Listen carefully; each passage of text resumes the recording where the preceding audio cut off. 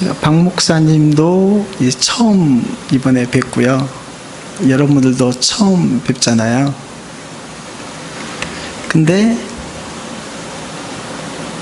박 목사님은 SNS를 통해서 이렇게 이야기도 나누고 한 적이 있지만 여러분들은 정말 처음 뵌 거잖아요. 그쵸? 처음 만났지만 저와 여러분들이 비밀을 나누고 있는 사이인 거예요. 목포와 부산 멀리 떨어져 있지만 처음 얼굴을 뵈었지만 저는 여러분들의 이름을 한 분도 모르지만 저와 여러분들이 비밀을 가지고 있는 사이라는 거죠. 비밀을 가진 사이는 좀 특별하지 않습니까?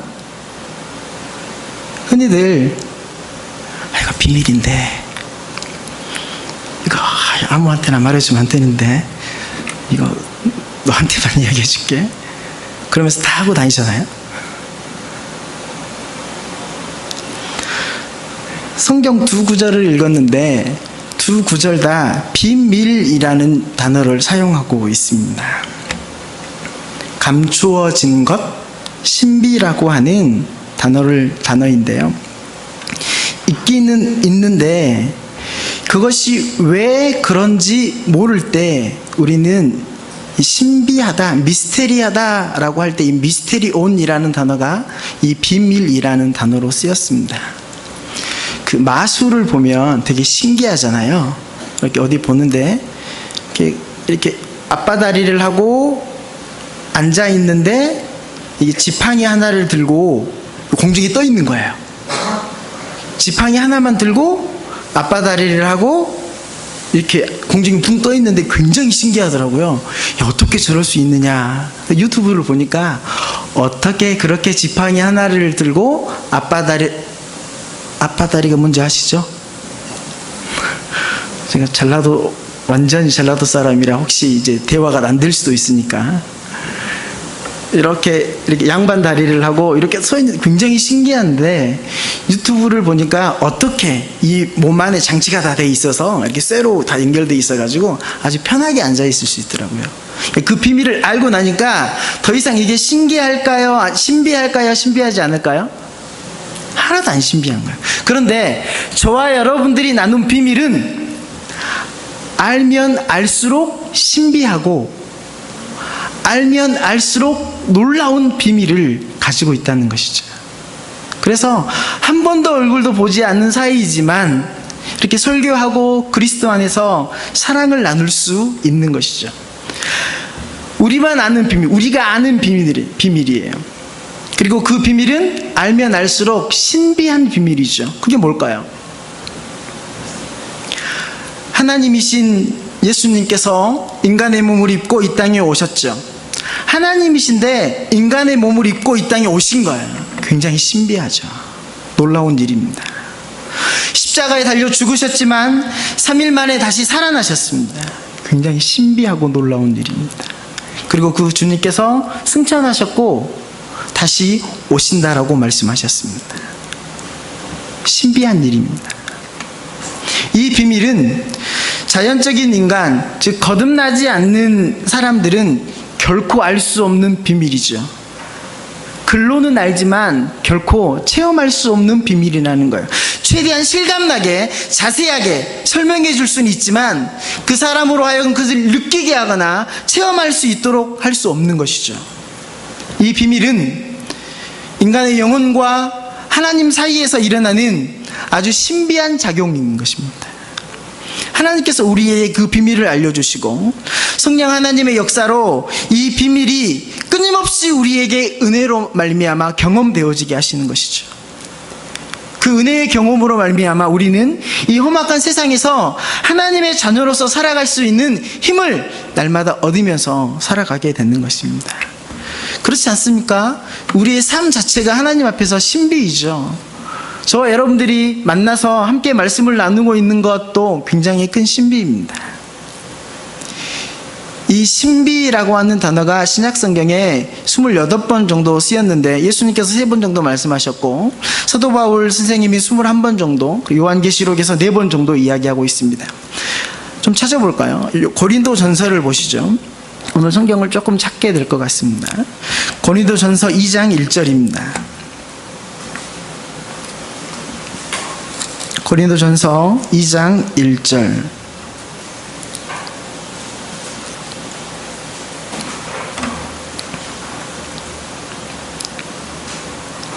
함께 읽습니다.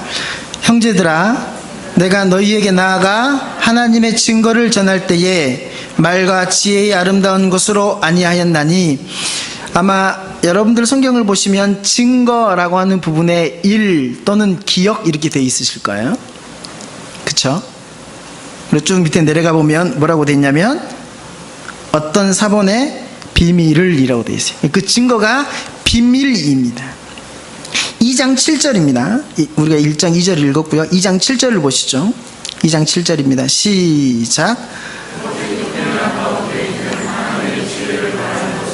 곧 감추었던 것인데 하나님이 우리의 영광을 위하사 만세 전에 미리 정하신 것이라. 만세 전에 미리 정해져 있었고, 정해진 그것이 숨겨져 있었지만 이제 만천하에 드러난 거예요. 그리고 그것이 고린도전서 4장 1절에 보면 사도 바울에게 하나님의 비밀을 맡은 자로 여기 사도 바울이 하나님의 비밀을 맡은 자로 여길지어다 라고 말하고 있는 것이죠. 우리에게 그 비밀이 맡겨져 있는 것입니다. 그 비밀이 무엇일까요? 골로새서 1장 26절.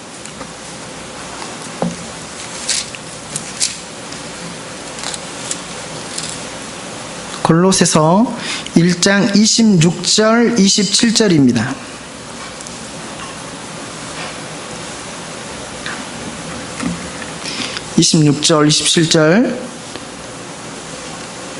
골로새서 1장 26절 27절입니다.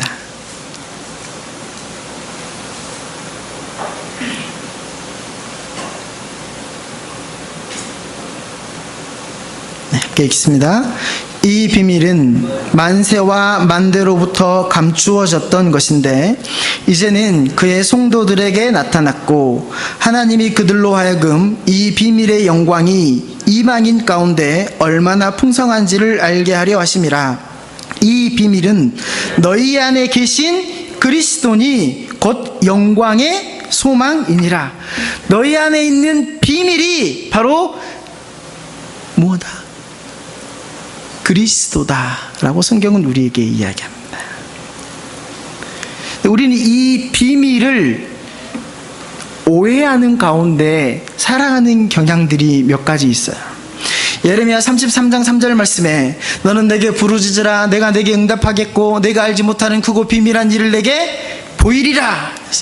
그러면 사람들이 크게 큰 목소리로 막 통성해서 막 기도하면 하나님께서 나에게 막 놀라운 비밀스러운 일을 베푸셔서 막 사업이 잘 되고 자식들이 뭐 대학 가고 뭐 이렇게 생각한다는 거죠.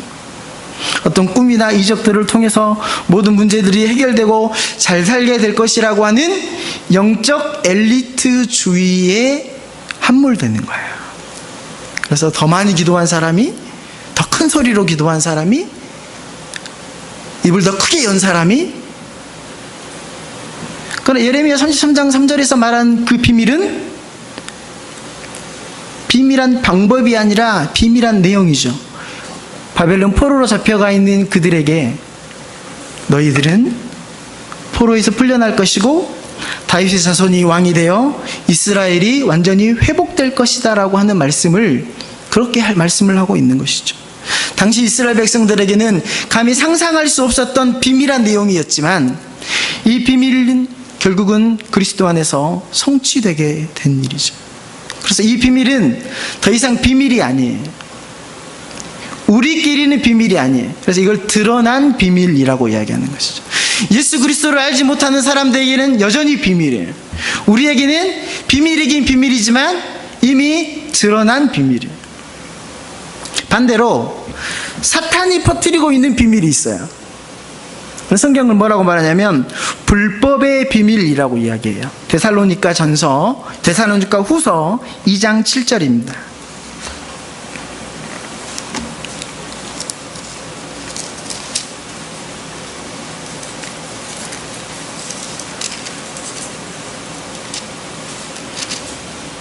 데살로니가 후서 2장 7절입니다.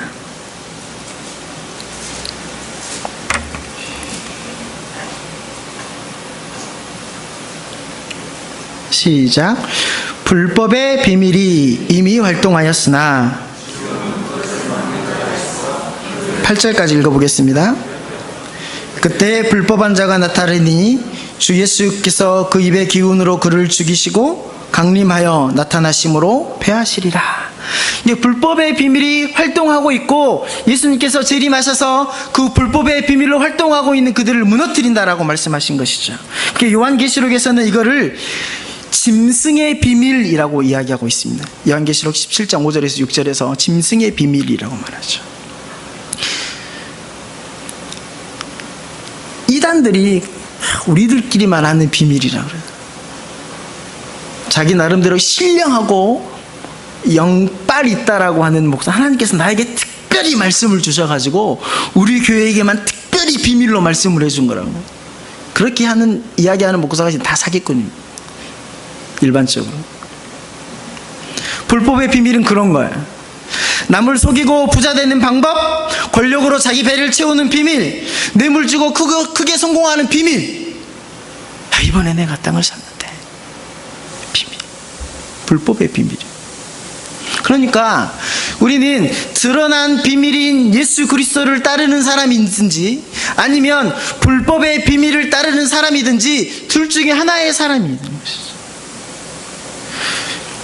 복음을 따르든지 불법의 비밀인 세상의 가치관과 세상의 정신을 가지고 오직 예수가 아니라 오직 성공, 오직 성경이 아니라 오직 성공을 부르짖는 거죠.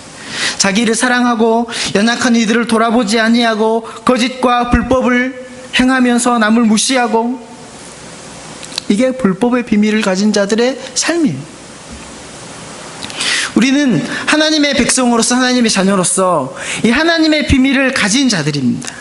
이 비밀을 알고 더 풍성하게 알려고 해야 하며 이 비밀을 그리스도 안에서 전하는 사람이 되어야 하는 것이죠. 고린도전서 14장 2절입니다. 고린도전서 14장 2절.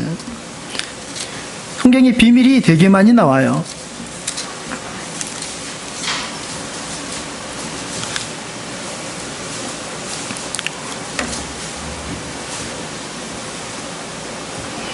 (14장 2절입니다) 시작.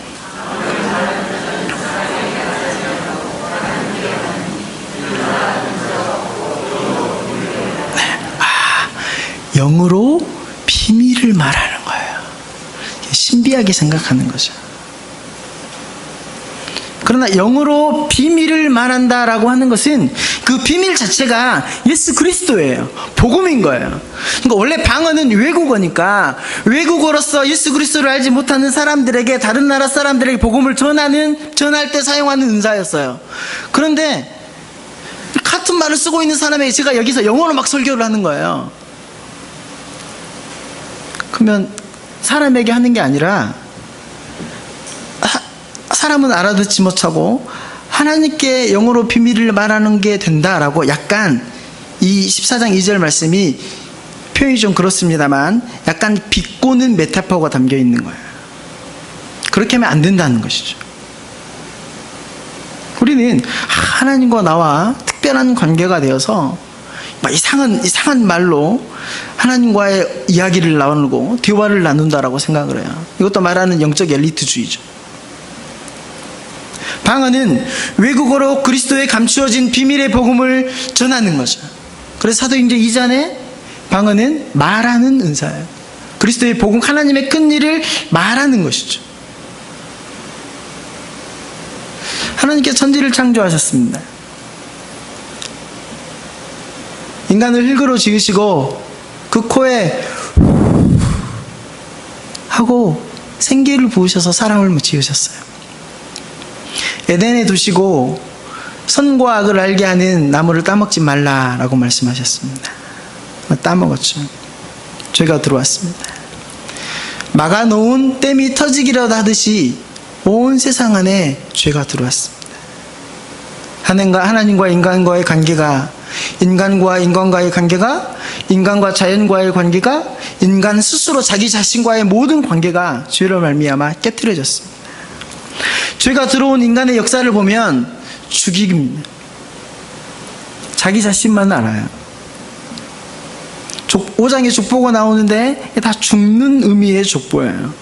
이후에 죄가 관영하였고 창세기 6장부터 노아의 홍수의 사건으로 하나님께서 그들을 쓸어버리십니다.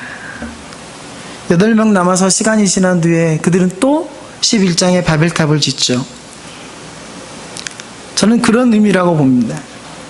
바벨탑을 높게 지으면서 야, 홍수 또 한 번 내봐. 높은 탑을 쌓아서 내가 거기 올라가면 안 죽는 거거든. 마치 그렇게 하나님에게 말이라도 하듯이 높이 짓는 거예요. 그때 당시 가장 높은 산에 15규빗 정도까지 물이 찼으니까 아마 이 사람들은 그보다 더 높이 이 탑을 지으려고 했던 것으로 보여요. 하나님께서는 그들의 언어를 흩으시죠. 심판하시는 겁니다.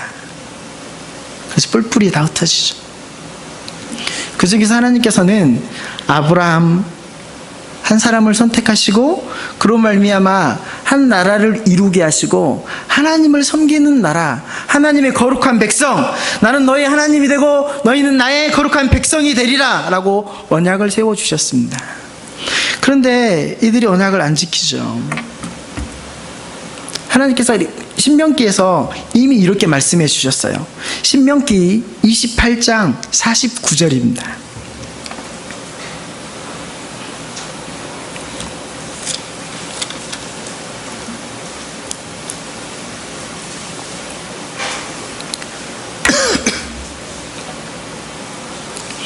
신명기 28장 49절입니다. 혹시 늦게 찾아주신 분들은 앞에 보시면 있으시죠? 네. 신명기 28장 49절입니다. 시작. 곧 여호와께서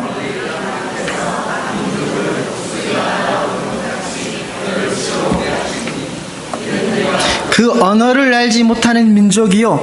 그러니까 다른 언어를 사용하는 사람들을 사용하여 너희가 하나님과의 언약을 깨트릴 때에 다른 민족, 아수르, 바벨론 이런 나라들을 사용하여서 너희들에게 내가 너희를 심판하겠다라고 이미 신명께서 이렇게 언약을 주시면서 약속을 하신 거죠. 이사야서 28장 11절에 보면 그러므로 더듬는 입술과 다른 방언으로 그가 이 백성에게 말씀하시리라.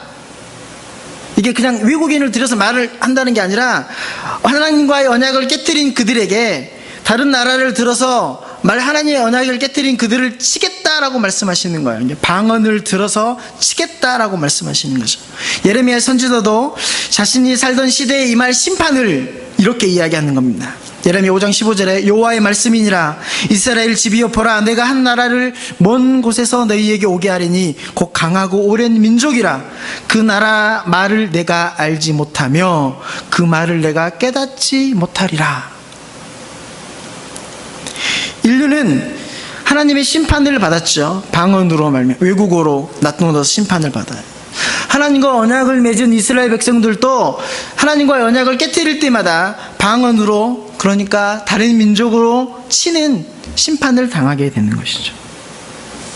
그러나 이제 예수 그리스도께서 오셔서 십자가에 달려 죽으시고 부활하고 승천하셔서 성령님을 우리에게 보내주심으로 말미암아 방언을 사용하여서 심판과 동시에 축복을 해주시는 거예요. 첫 번째 심판은 유대인들을 향한 심판이요, 그리고 축복은 온 세상에 그리스도의 복음이 전파되어지도록 모든 나라의 언어를 사용하여 그리스도의 복음을 이 땅 가운데 선포하게 하시는 것이죠. 성경을 하나 더 찾아보겠습니다. 요엘서 2장, 구약성경 요엘서 2장 31절과 32절입니다.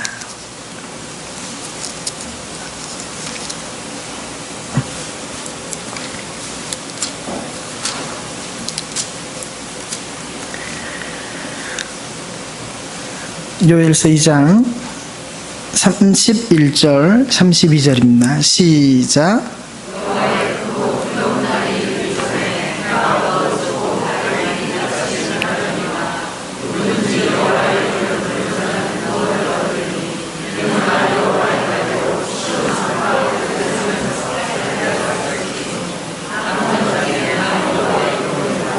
네, 그대로 두시고 사도행전 2장 15절부터 읽어보시겠습니다. 사도행전 15장 2절부터.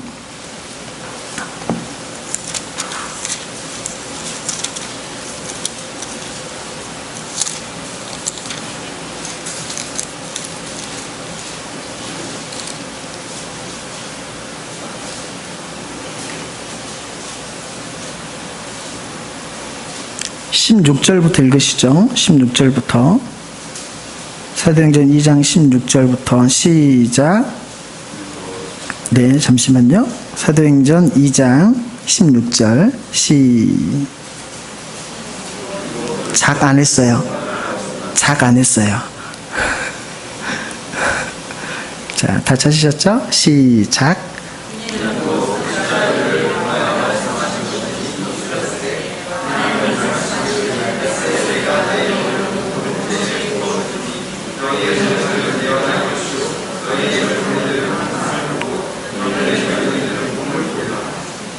계속해서 21절까지.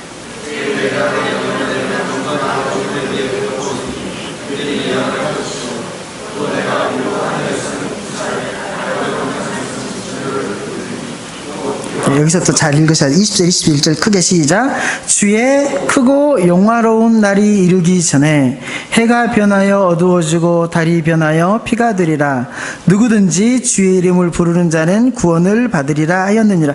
조금 전에 요엘서 2장 31절에 읽을 때 다시 한번 읽어보실까요? 요엘서, 죄송합니다. 왔다 갔다 해서. 요엘서 2장 31절에 뭐라고 되어 있냐면, 제가 하겠습니다. 여호와의 크고 두려운 날이 이르기 전에 해가 어두워지고 달이 핏빛같이 변하려니와 누구든지 주의 이름을 부르는 자는 구원을 얻으리라. 여호와의 크고 두려운 날, 요엘서에서 말한 내용이 사도행전에서 성취되었는데, 사도행전에서 뭐라고 말하냐면 주의 크고 영화로운 날이라고 말하고 나머지 내용은 똑같아요.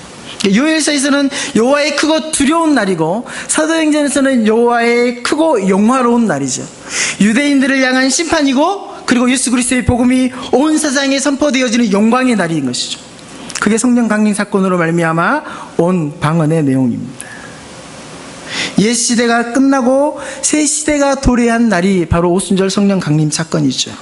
이스라엘 백성들은 자신만이 선민이고 자신만이 구원받고, 좀 심하게 말하면 나머지 사람들은 다 지옥의 불쏘시개, 그리고 우리만이 최고의 구원받을 사람이라고 생각했는데, 하나님께서는 바벨탑 사건의 언어가 나누어져 버린 이 인류를 오순절 성령 강림 사건으로 말미암아 방언을 통해 하나 삼으신 거예요. 방언으로 나누었던 온 세상의 민족들을 방언으로 말미암아 복음 안에서 하나 되게 하신 것이죠. 그리고 이 교만하고 타락한 이스라엘 유대인을 향한 심판이며 동시에 온 인류를 향한 회복의 선언이 방언을 통하여 우리 가운데 펼쳐지게 되어 있는 것입니다. 마지막으로 성경을 하나만 더 찾겠습니다. 이 내용이 다니엘서 7장에 이미 충분히 예언되어 있습니다. 다니엘서 7장 13절입니다.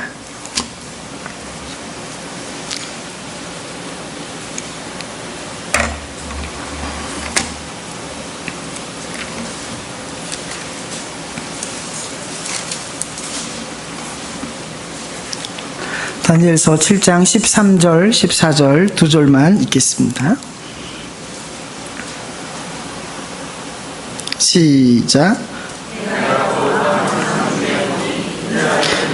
하늘 구름을 타고 와서 옛적부터 항상 계신 이에게 나아가 그 앞으로 인도되매 그에게 권세와 영광과 나라를 주고 모든 백성과 나라들과 다른 언어를 말하는 모든 자들이 그를 섬기게 하였으니 그의 권세는 소멸되지 않는 영원한 권세요 그의 나라는 멸망하지 아니할 것이니라. 또 환상 중에 보니 인자 같은 이가 하늘 구름을 타고 와서 인자가 신 이가 하늘 구름을 타고 왔는데 인자가 뜻은 예수 그리스도입니다. 그래서 마태 신약 성경에서 말하는 인자 예수 그리스도죠.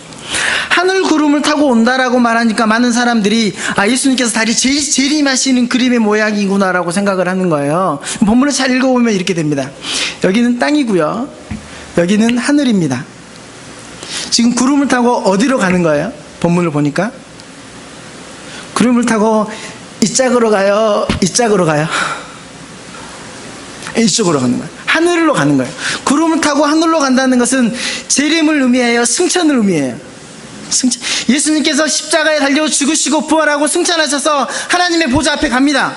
하나님의 보좌 앞에 가서 14절의 내용이 그에게 권세와 영광과 나라를 주고 모든 백성과 나라들과 다른 언어를 말하는 모든 자들이 그를 섬기게 하였으니,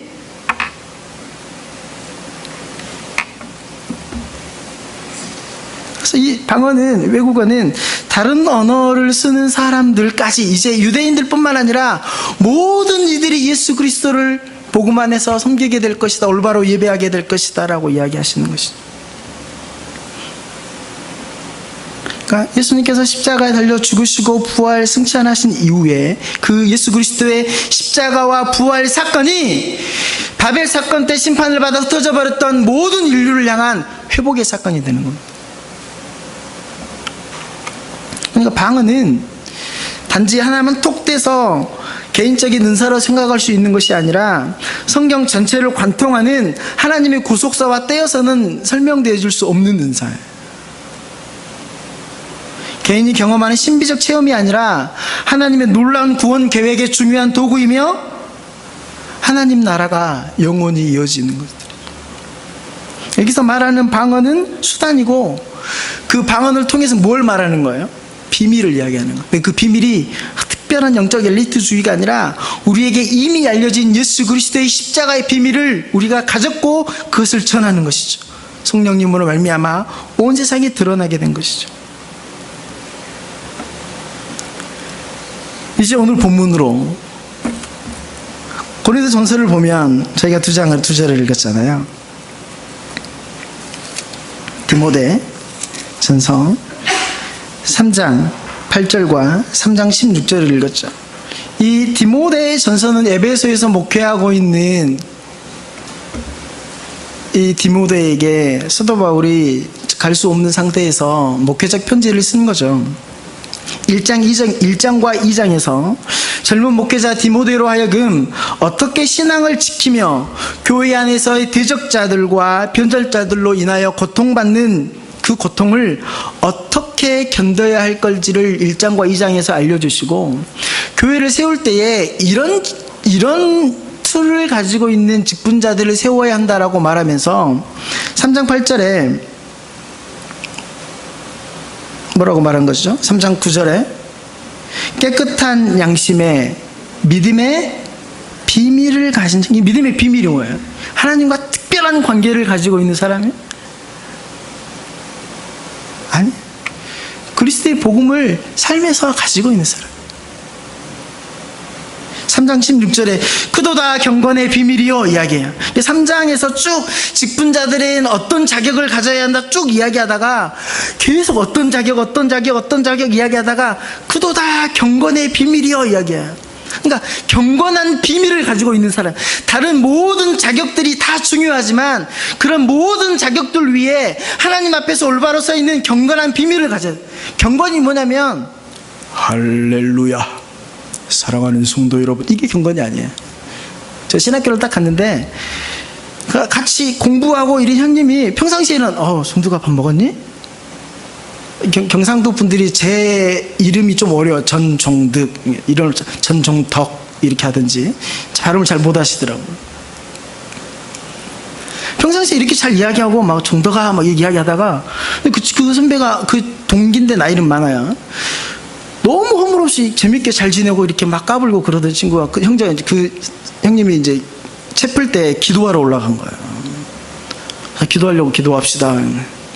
사랑하는 형제 자매 여러분, 그러는데 좀 굉장히 이상하더라고요.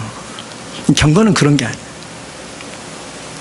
성경에서 말하는 경건은 그게 아니에요. 유세베이아라는 단어가 쓰였는데 유는 좋다라는 말이고 세베이아라는 두렵단 말이에요. 두려운데 싫지 않고 사랑스러운 거예요. 이게 하나님이죠.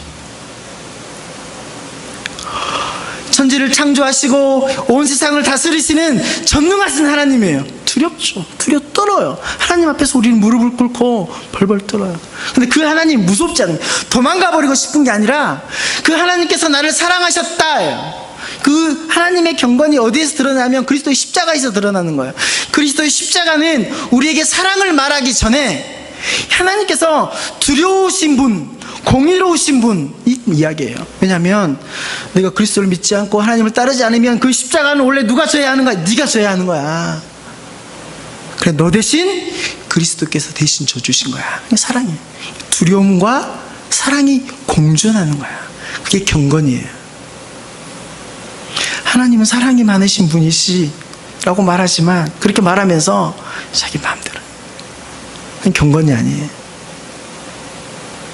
두려움과 사랑이 어느 한쪽에도 치우치지 아니하고 아름다운 균형을 이루면서 그 우리와 전혀 다르신 초월해 계신 전혀 거룩하신 그 하나님이시지만 그 하나님께서 우리를 놀랍게 사랑해 주시고 계신다라고 하는 완전한 불연속성과 완전한 연속성을 가지고 전혀 다르신 분, 전혀 다르신 그분이 우리에게 오셔서 우리를 놀랍도록 사랑해 주시는, 그게 경건이에요. 그 비밀을 가지는 거예요. 그게 십자가를 통해서 예수 그리스도께서 우리에게 주신 비밀이거든요. 그래서 사도 바울이 직분자의 자격들을 막 이야기하다가 더 이상 쓸 게 없다, 경건한 크도다 경건의 비밀이요 이야기하고 그 비밀의 내용을 쭉 이야기하는 거예요. 육신으로 나타낸 바 되시고 영으로 의롭다 하심을 입으시고 천사들에게 보이시고 만국에 전파되시고 세상에 믿음 바 되시고 영광 가운데 올리우셨다. 이게 경건의 비밀이에요. 이 믿음의 비밀, 경건의 비밀 없이는 성도가 될 수 없고, 이 경건의 비밀이 없이는 하나님을 섬기는 자가 될 수 없는 것이죠. 우리는 이 비밀을 알아요. 그 비밀을 맡은 사람들은 이 비밀이 우리의 영혼 가운데 풍성해지도록 우리는 힘써야 하는 것입니다. 그렇죠? 초대에 말씀드렸던 대로 비밀을 나눈다는 것은 특별한 관계예요. 하나님과 우리와의 관계가 그렇죠. 하나님의 말씀을 통해 계시해 주신 이 복음의 비밀을 풍성하게 누리며 이 비밀을 알지 못하는 이들에게 우리가 비밀을 미리 아는 사람들이 가서, 야, 이게 비밀인데, 이거 비밀인데 너에게만 이야기해 줄게. 비밀이야. 그래서 이 복음을 그렇게 전해야 하는 것이죠. 왜냐하면 우리가 비밀을 뭐 했기 때문에? 맡았기 때문에. 우리에게 그 비밀을 주셨기 때문에. 이미 알려졌지만 동시에 아직 예수 그리스도를 알지 못하는 사람들에게 감추어져 있는 이 비밀의 아름다움과 이 비밀의 풍성함이 저와 여러분들의 삶에 더해지시기를 간절히 소망합니다. 그리고 이 비밀을 더 깊이 알아가도록 힘써야 하는 것이에요. 하나님과의 비밀을 나누는 거예요.